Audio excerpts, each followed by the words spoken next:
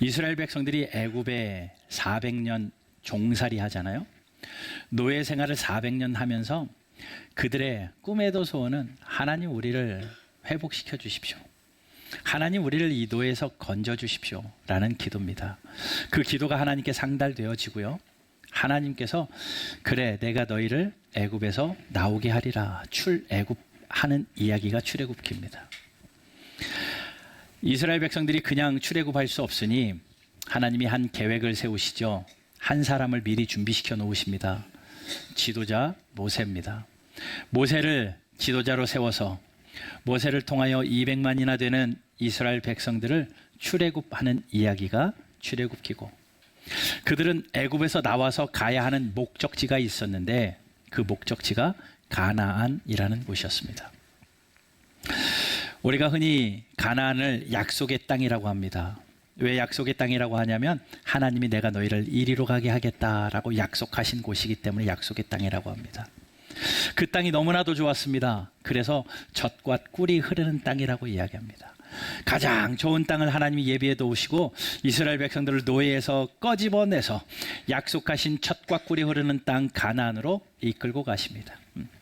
그 과정에 이제 출애굽기의 내용을 보면 그 과정에 이제 광야가 있죠. 40년의 광야 생활의 이야기도 기록돼 있죠.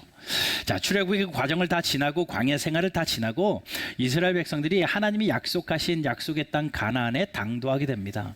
길갈이라는 곳에 도착했어요. 거기에 베이스 캠프를 차립니다. 그리고 거기서 첫 번째 유월절을 지냅니다.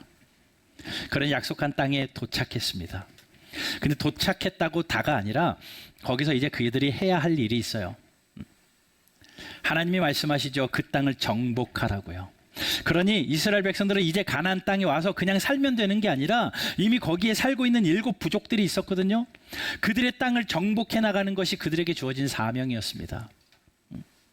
그래서 그들은 그 부족들을 내몰며 또 그곳에서 정착하며 하나님의 나라를 세워가는 것이 그들의 임무였습니다.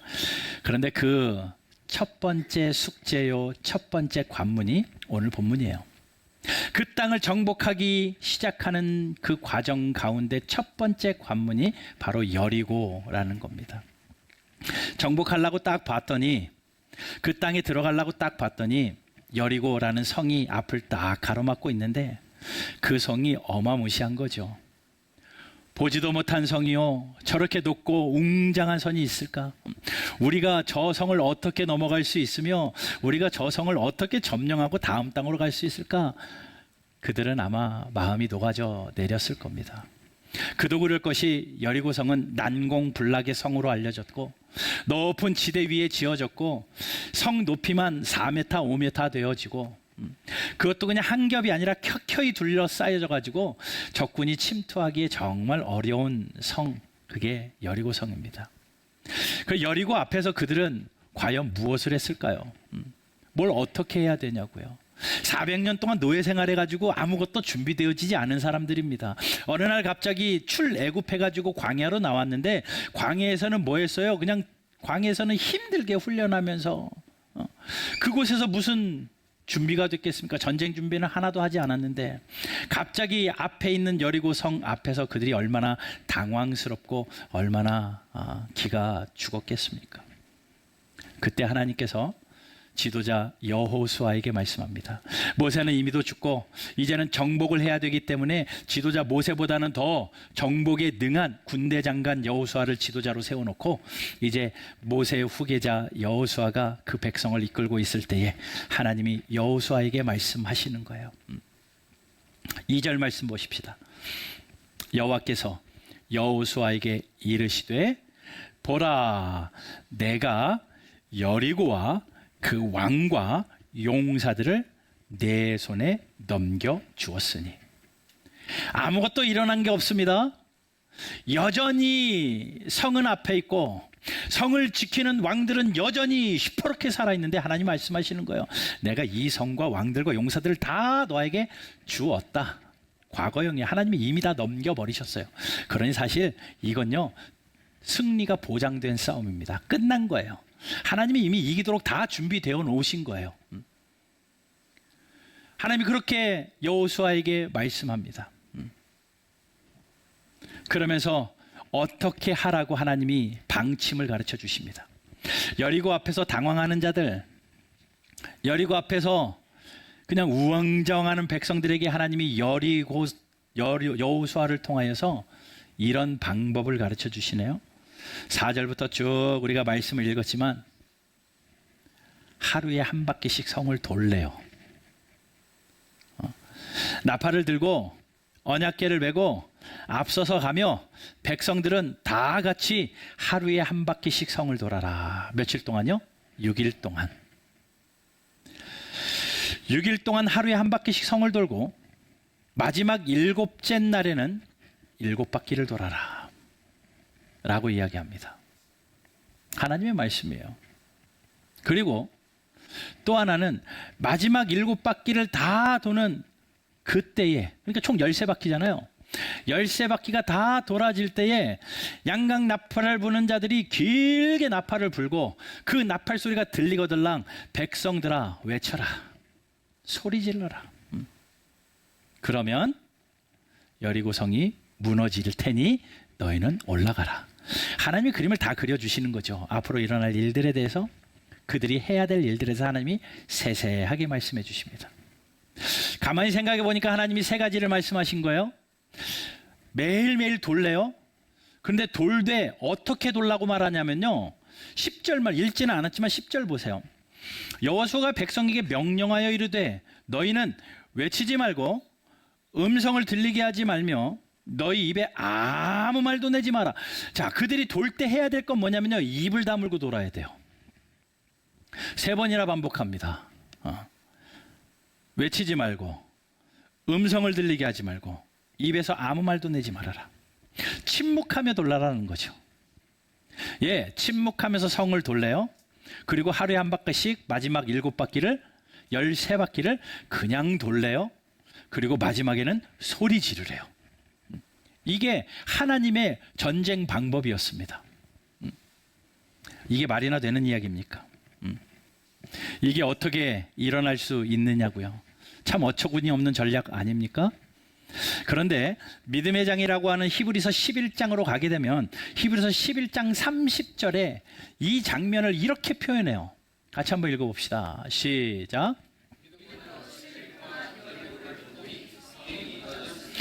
다른 말 아무것도 안 하고 여리고 성이 무너진 것을 역사적으로 증명하는데 딱 하나요. 믿음으로 돌았다. 여러분, 사실 이게 믿음이 아니면 할 수 있는 일입니까? 말 안 하고 돈다고 그게 무슨 능력이며, 하루에 한 바퀴씩 땅 밟고 그냥 빙글빙글 돈다고 그 성이 무너지며, 소리 지른다고 그게 무너지겠냐고요? 과학적으로 설명도 안 되고 이성적으로 이해도 되지 않는 일입니다. 그런데 하나님이 이미 승리를 해 놓으셨고 내가 승리를 해서 너에게 넘겼으니 너는 이대로 해라고 하나님이 말씀하셨기 때문에 그들은 믿음으로 하나님의 말씀이 정답인 줄 알고 믿음으로 그대로 순종했더니 성이 무너졌더라. 이게 성경의 이야기입니다. 오늘 저는 여기 3가지 질문이 생기더라고요. 왜 침묵하라고 하셨을까? 이유가 있지 않겠습니까? 왜 땅을 밟고 돌라고 하셨을까? 이유가 있지 않을까요? 왜 마지막에는 함성을 지르라고 했을까? 이유가 있지 않겠습니까? 이 3가지 질문, 이 질문에 답하면서 오늘 말씀을 좀 이어가 보려고 합니다. 먼저 왜 침묵하라고 했을까? 왜일 것 같아요? 우리가 같이 읽은 10절 말씀 보면요, 짧은 구절이지만 침묵에 관한 메시지가 계속 반복됩니다. 왜 이렇게 강조하셨을까요? 그냥 자유롭게 내버려 뒀다면 사람이 200만 명이에요. 이스라엘 백성들이 200만 명이라고요. 200만 명이 한마디만 내도 200만 마디가 됩니다. 그런데 그렇게 도는 자들이 무슨 말을 했겠습니까? 이들은 출애굽한 백성들이고 애굽에서 40년 살았던 백성들이에요. 애굽의 40년을 한번 돌아보십시오. 그들이 제일 잘하는 전공이 뭔 줄 아십니까? 불평이에요. 더우면 덥다 불평, 추우면 춥다 불평, 배고프면 배고프다 불평, 목마르면 목마르다 불평. 그들이 제일 잘하는 게 원망하고 불평하는 겁니다. 그게 이스라엘 백성들이 40년 동안 광야에서 하나님 앞에 보였던 거예요. 막 지도자를 원망하고 백성들을 원망하고 하나님을 원망하고 환경을 불평하고 네 탓이다 내 탓이다 이러면서 싸웠던 그들의 환경을 볼 때 하나님께서 이 도는 동안에 절대 조용히 돌 것 같지 않은 거죠. 이거는 왜 돌래? 야, 오늘만 하고 말자. 그래, 이틀 돌고 금 가거들랑 3일째도 돌자. 이틀 돌았는데 금도 안 갔네. 이제 그만해야 되겠다. 난 안 할랜다. 너나 해라. 이러면서 그런 말들이 얼마나 많이 나오겠습니까? 아마도 불평과 원망하는 것은 하나님 앞에 순종하는 데 가장 큰 걸림돌이었나 봅니다. 그러기에 하나님은 침묵하라 라고 말해요. 여러분, 기도를 멈추지 마라라는 찬양이 있어요. 거기에 뭐라고 말하냐면요, 사탄이 우리의 입만 쳐다보고 있대요. 찬양의 가사에 하나님의 사탄이 우리의 입을 쳐다보고 있는데 뭔 입이냐면요, 불평하고 원망하는 입만 쳐다보고 먹잇감으로 확 물어버리려고 사탄이 그렇게 쳐다보고 있대요. 하나님은 그걸 정확하게 아셨기 때문에 사탄의 먹잇감이 되지 않기 위해서, 공동체를 지키고 하나님의 뜻을 이루어내기 위해서 입을 다물고 돌아라. 입을 다물고 순종해라 라고 하나님이 말씀합니다. 여러분, 하늘의 왕자라고 하는 독수리 아시죠? 독수리가 제일 좋아하는 먹잇감이 뭔 줄 아십니까? 뭐든지 맘만 먹으면 다 먹이로 삼을 수 있겠지만 독수리가 제일 좋아하는 먹잇감이요, 두루미래요. 저도 뭘 보고 알았어요. 두루미래요. 왜 두루미가 제일 좋은 먹잇감인 줄 아십니까? 맛있다기보다는 잡기가 제일 편하대요. 왜냐하면 두루미가 등치에 걸맞지 않게 그렇게 시끄럽대요. 땅에만 내려면 제잘제잘 거린대요, 두루미가. 그리고 하늘을 날면서도 파다닥거려가지고 제일 시끄럽고요, 날면서도 제잘제잘 거리고 날는데요. 그러니까 독수리가 소리가 들리는데 보면 두루미라. 그러니까 그냥 잡는다는 거죠. 하도 시끄러워서. 그런데 오래 산 두루미, 연로한 두루미들은요, 산전수전을 다 겪은 두루미, 독수리의 밥이 되지 않으려고 그 지혜로운 두루미들은 산을 넘을 때요, 이동할 때요, 독수리의 밥이 되지 않으려고 어떻게 한다는 줄 아십니까? 실제로 그렇대요. 지혜로운 두루미들은 입에 돌을 물고 난대요. 나도 모르게 제잘제잘 거리니까 입에 돌을 물고 나른대요. 자연의 법칙이에요. 여러분, 바로 이런 거 아닐까요?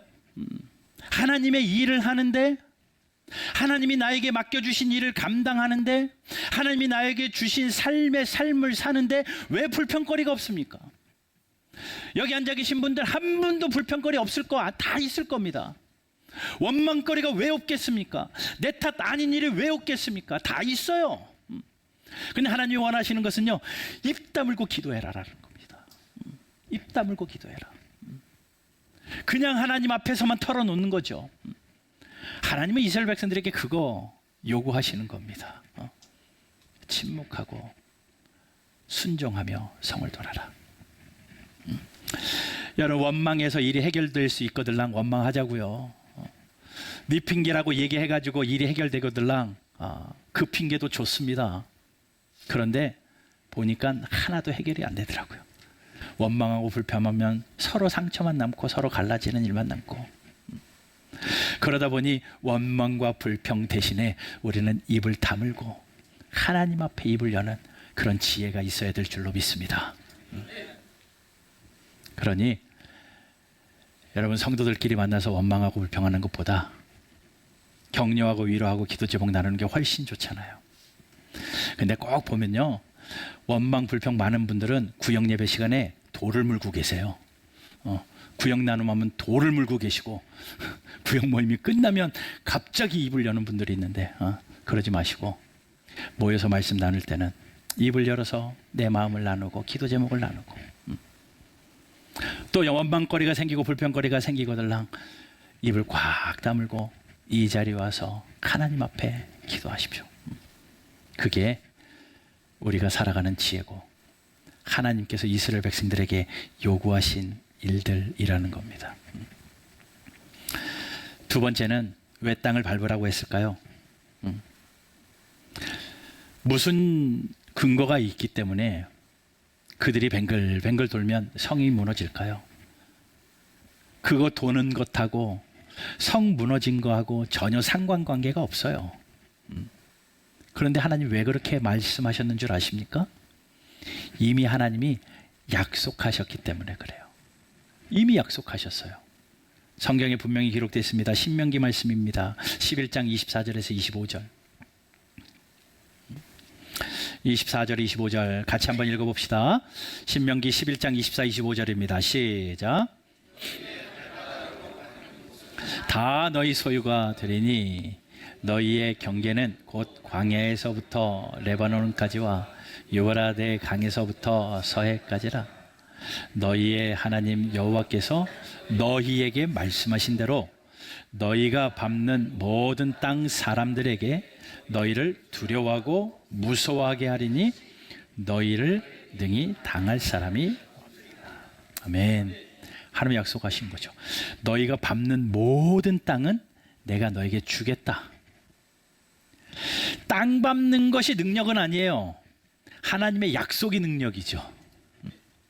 하나님이 그렇게 약속하신 거, 너가 밟는 곳은 내가 너에게 줄게 라고 약속하셨기 때문에 이 땅 밟아, 내가 너에게 줄게 라고 하나님이 명령하시고 그 약속을 이행하시는 겁니다. 왜 한 바퀴만 돌지 13바퀴나 돌라고 그래요? 그럼 땅 밟는 거 한 바퀴면 되잖아요. 근데 하나님께서 왜 하루에 한 바퀴씩 마지막 날은 7바퀴 돌라고 합니까?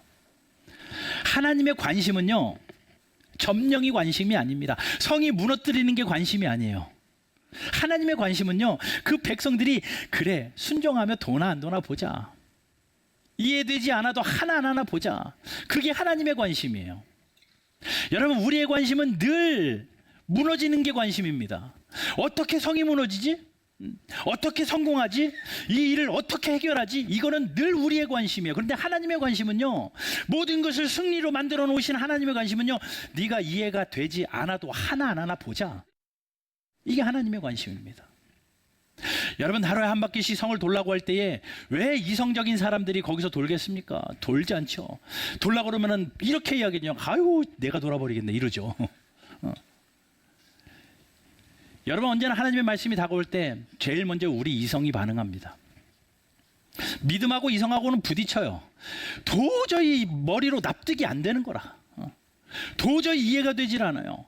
이게 도는 거하고 성이 무너지는 거하고 전혀 상관관계가 없기 때문에 뭐 일말의 연관이라도 있어야지 내가 이걸 할 텐데 안 되거든요. 과학적으로도 설명이 안 되고 군사적으로도 이해가 안 되고 도저히 이해가 되지 않는 것을 명령하실 때 우리는 그 상황 가운데서 뭘 선택해야 되냐면 이성보다는 믿음을 잡는 훈련이 우리에게 필요하다라는 겁니다. 하나님은 그걸 백성들에게 원했던 거죠. 하나님이 주신 명령 앞에 이성과 믿음이 부딪힐 때 믿음을 붙잡나 안 붙잡나, 그리고 13바퀴를 돌라 하시면서 하나님이 끝까지 100% 순종을 하나 요거 보시고 싶으셨던 거예요. 여러분, 만약에 13바퀴 중에 12바퀴만 돌았으면 무너졌을까요? 금도 안 갔습니다. 13바퀴 하나님이 말씀하신 것을 완벽하게 다 해놓았을 때 성이 무너지는 거예요. 하루 돈이 금이 조금 가고 이틀간이 위층이 무너지고 이게 아니라 멀쩡했다니까요. 마지막 날까지 이게 무너지겠나? 마지막 바퀴를 도면서도 이게 무너지겠나? 조금씩 무너지면 힘내서라도 돌 텐데 그게 아니거든요. 하나님은 절대 일어나지 않을 것 같은 것도 100% 순종할 때 일하시는 하나님이신다는 것을 보여주시기 위해서 요구하시는 건 그거죠. 순종할 때 적당히 내가 할 수 있을 만큼이 아니라 하나님이 말씀하신 것을 온전히 순종해라 라는 겁니다. 10% 순종 아니고요, 50% 순종 아니고요, 100% 순종. 이성으로 이해가 되지 않아도, 내 경력으로 이해가 되지 않아도 하나님의 말씀이니, 나를 지으신 주인의 말씀이니. 여러분, 세상의 일도 종이 주인의 말에 100% 순종하면요, 그 종은요 수지 맞아요. 주인의 마음에 딱 들고 주인이 말하는 대로 100% 착착 움직이면요, 그 종은 수지 맞아요. 그런데 천지의 주인이십니다, 내 인생의 주인이십니다, 그 하나님 앞에 내가 100% 순종을 드립니다. 나는 이해가 되지 않아. 하나님도 아셔요, 이해 못하는 거. 그런데 100% 순종할 때 하나님께서 우리에게 왜 안위복을 허락하시겠습니까? 사랑하는 바른교회 모든 성도님들, 어떤 상황과 형편 가운데서도 하나님의 말씀이라면 내 이성과 상관없이, 내 생각 경험과 상관없이 온전히 100% 순종하는 믿음의 반응이 있게 되기를 주 예수 그리스도의 이름으로 축원합니다. 마지막 세 번째는요, 왜 소리 지르라고 했을까요? 그냥 열세 바퀴 돌았으면 두루루 무너졌으면 좋은데 왜 막판에는 소리 지르라고 했을까? 그건요, 선포예요. 선포. 믿음의 선포라는 겁니다. 우리 안에는 두려움의 장벽이 있어요. 이거 내가 못할 것 같은데, 이거는 나는 아닌 것 같은데, 이 상황에서는 이거는 안 될 것 같은데 라는 나만의 두려움의 장벽을 높이 쌓아놓고 있습니다. 100% 순종을 했어도 그 장벽이 쉽게 사라지지 않아요. 그러니 하나님께서는 그 높게 세워진 심리적인 두려움의 장벽을 무너뜨리기 위해서 100% 순종했다면 믿음의 선포를 해라, 함성을 질러라 라고 말씀합니다. 베드로와 요한이요, 성전에 들어갑니다. 근데 성전 미문에 한 안진뱅이가 앉아 있었습니다. 날 때부터 안진뱅이였습니다. 아무것도 할 수 없으니까 성전을 오가는 사람들에게 구걸이라는 사람이었습니다. 그날도 동일하게 베드로와 요한에게 구걸을 합니다. 좀 돈 좀 달라고. 만약에 불쌍하면 주저리 해서 돈 몇 편 주면 그만일 텐데 베드로가 이렇게 선포해 버려요. 뭐라고 하냐면요, 은과 금은 내게 없거니와 내게 있는 것 내게 주노니 너는 일어나 걸어라. 뭐로요? 예수의 이름으로. 베드로에게 있는 예수의 이름, 모든 것을 낫게 하고 고치게 하는 예수의 이름, 능력의 이름, 그 이름을 내가 너에게 주노니 너는 예수의 이름으로 일어나 걸어라 할 때 그 안진뱅이가요, 그는 걸었네, 뛰었네, 찬양했네, 일어나는 겁니다. 그 선포예요. 베드로에게는 아무런 능력이 없었습니다. 이게 과연 될까라는 물음표도 있었을지 몰라요. 그러나 예수의 이름에 능력이 있는 줄 알기 때문에 내가 예수의 이름으로 명하노니 너는 일어나 걸어라 라고 할 때 그 안진뱅이가 일어나는 그 선포, 그 믿음의 선포. 그런 여러분, 우리가 살면서 내 앞에 수많은 어려움들이 있을 때 예수의 이름으로 선포하세요. 내가 믿음으로 순종하고 예수의 이름으로 나는 이걸 할 수 있다, 예수의 능력이면 난 이거를 뛰어넘을 수 있다 라는 믿음으로 선포하는 믿음의 선포. 하나님이 그걸 원하셔서 이스라엘 백성들에게 외치라라고 말씀하셨습니다. 마가복음 16장 17절에 보게 되면 믿는 자들에게는 이런 능력을 주셨대요. 믿는 자들에게는 이런 표적이 따른대요. 말씀입니다. 곧 그들이 내 이름으로 귀신을 쫓아내며, 우리는 귀신을 쫓아낼 수 없지만 예수의 이름으로 귀신이 쫓아나가고, 새 방언을 말하며 뱀을 집어 올리며 무슨 독을 마실지라도 해를 받지 아니하며 병든 사람에게 손을 얹은즉 나으리라 하시더라. 이 모든 게요, 우리의 능력이 아니라 사람의 머리로는 아무것도 되지 않아요. 독을 마셨는데 죽어야죠. 독을 마셨는데 해가 당하지 않아요. 뱀을 잡았는데 물리지 않아요. 병을 들었는데 손을 얹었는데 나음을 입어요. 이게 무엇 때문이냐? 나 때문이 아니라 예수의 이름의 능력 때문이다 라고 말해요. 이게 믿는 자들의 표적이래요. 믿음으로 반응하며 하나님 앞에 믿음으로 선포할 줄 아는 저와 여러분들 되시기를 주님의 이름으로 축원합니다. 두려워서 선포를 못해요. 그래서 을의 질에 겁먹고 아무것도 도전 못해요. 심적인 장벽이 있다라는 거죠. 영국의 육상 선수 중에 로저 베니스터라는 분이 있습니다. 완벽의 충독이라는 책에서 나온 이야기인데 이제 워낙 유명해져서 여기저기 회자가 되더라고요. 50년 전만 해도 사람이 달릴 수 있는 한계가 1마일이면 4분이라는 거예요. 1마일 약 400m예요.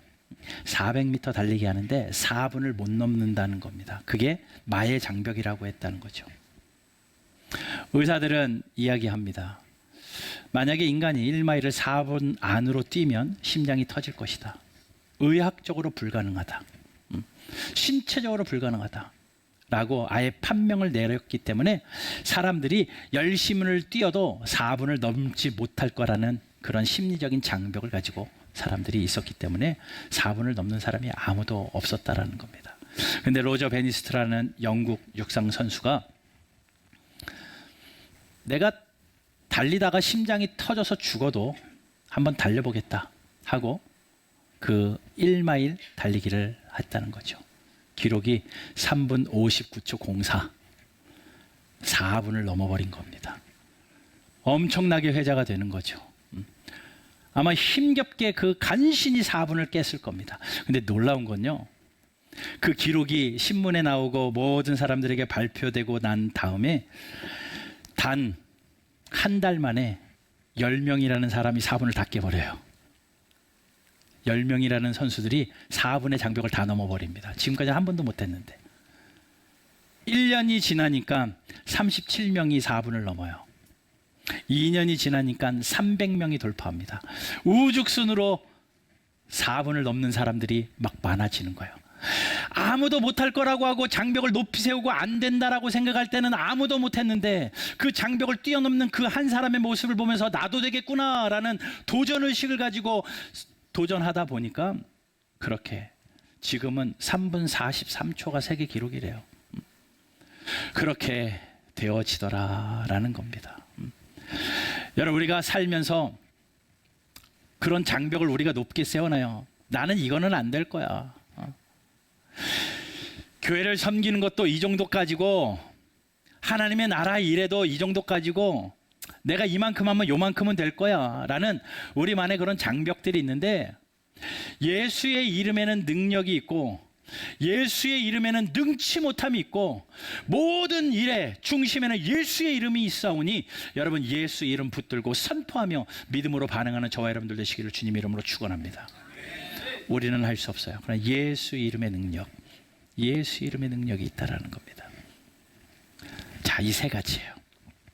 예리고 성 앞에서 우왕좌왕하는 백성들에게 하나님은 함성해라, 침묵해라. 왜냐하면 불평과 원망은 방해니까 침묵하고 기도하라. 그리고 머리가 이해되지 않아도 믿음으로 순종하며 말씀 붙들고 돌아라. 약속하셨으니 돌아라. 이해되지 않는 것이라 할지라도 순종해라. 그리고 심리적인 장벽을 거두고 믿음으로 선포해라. 하나님의 능력이 있다. 이 메시지를 여호수아를 통하여 백성들에게 준 거고, 백성들은 그것을 그대로 해서 여리고성이 와르르 무너졌습니다. 여러분, 이 이야기가 구약성경 여호수아에 기록된 이야기인데 오늘 2026년을 사는 저와 여러분들하고 무슨 관계냐고요. 그냥 옛날 이야기로 읽고 여리고성이 이래서 무너졌대 라고 하면 이 말씀은 우리에게는 아무런 능력이 되지 않겠지만, 이 말씀을 그대로 우리의 삶에 가져와서 내가 그 백성들처럼 살아내면 우리에게도 여리고성이 무너집니다. 여러분, 우리에게는 여리고성이, 여러분들이 난공불락으로 생각하는 여리고성이 뭐가 있겠습니까? 하나님이 약속하신 약속의 땅을 가다가 만난 거예요.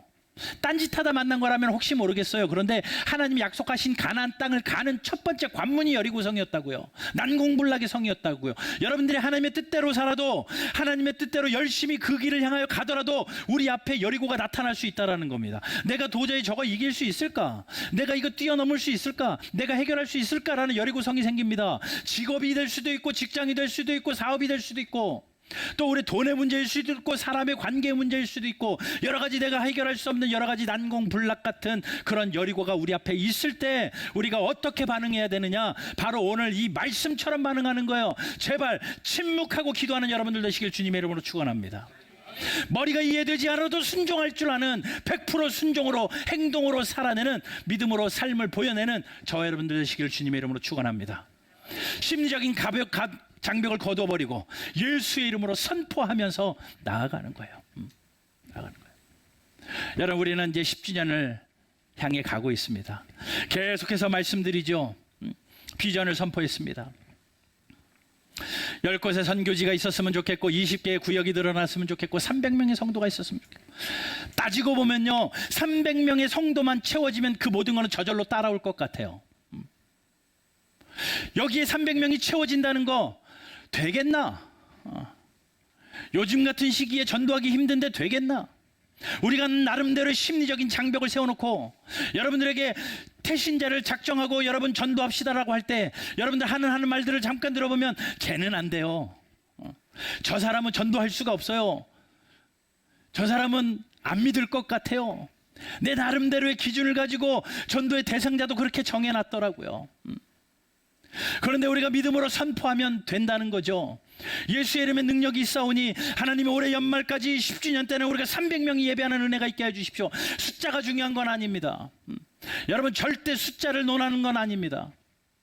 그러나 하나님의 일을 감당하려면 그 정도는 있어야 우리의 걸맞게 10주년을 지나면서 힘있게 사역 감당할 수 있을 것 같아서 하는 이야기예요. 아무것도 하지 않으면 아무 일도 일어나지 않습니다. 그러나 무언가 하면 일이 일어나요. 아무것도 안 하고 10년을 여러분 그냥 지나잖아요. 10주년 이대로 그대로 똑같이 한 행사하고 10년이 지날 수 있습니다. 그러나 올 10년을 준비하면서 무언가를 하면, 여러분들이 무언가를 해내면 하나님께서 무언가 일을 이루실 거라는 거예요. 여러분 복음 전하는 여러분들 되시기를 주님의 이름으로 축원합니다.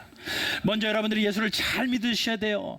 이 여리고 앞에서 보였던 이스라엘 백성들의 반응처럼 여러분들 그런 반응으로 사시길 바라고, 여러분 주변에 난공불락성인 것 같은 믿음의 사람, 그 세상 사람들이라 할지라도 믿음으로 선포하고 내가 너를 예수 믿게 만들겠다라고 선포하고 복음을 전하십시오. 무너집니다.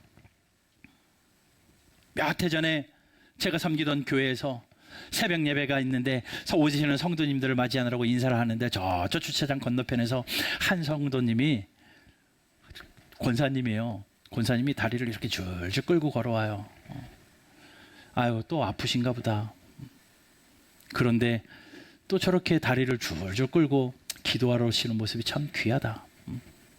이렇게 바라보고 있는데 가까이 왔는데 뭔가 좀 불편해요. 봤더니 신발을 나오면서 남편 구두를 신고 나오신 거예요. 여러분 새벽에 정신없이 새벽 예배 나오다 보면 저도 양말 짝짝이를 신고 나올 때 있고 막 이랬었거든요. 그래서 실수로 또 남편 신발 신고 오셨구나. 그랬는데 그분이 하는 말이 뭔지 아십니까? 교회에 대해서 한 번도 좋다고 얘기 안 하고 교회 가자고 하면 날 맨날 면박만 주고 열받아가지고 신발짝이라도 교회 가게 하려고. 그 녀석이 하루 종일 신고 다니는 신발짝이라도 내가 교회를 데리고 가야 되겠다. 그 다음 날은 허리띠 차고 올 거래요. 신발짝이라도 교회 데려갔다. 그래서 그걸 신고 예배당 와서 기도하신 거예요. 그 남편이 전도 됐겠어요? 안 됐겠어요? 남편이 전도되고 지금 한수집사 돼가지고 얼마나 교회를 위해서 열심히 수고하고 헌신하는지 몰라요. 믿음으로 선포하고 반드시 도전하면 하나님의 일이 이루어진다라는 겁니다. 여러분 주변에 알아서 믿겠지, 나만 잘하면 되지. 예, 나만 잘하면 되기는 해요. 그러나 믿음으로 선포하고 또 우리가 선포한 비전을 향하여 함께 힘 모아서 무언가 일을 감당해낼 때 하나님께서 우리 바른 교회를 통하여 놀랍게 역사하실 줄로 믿습니다.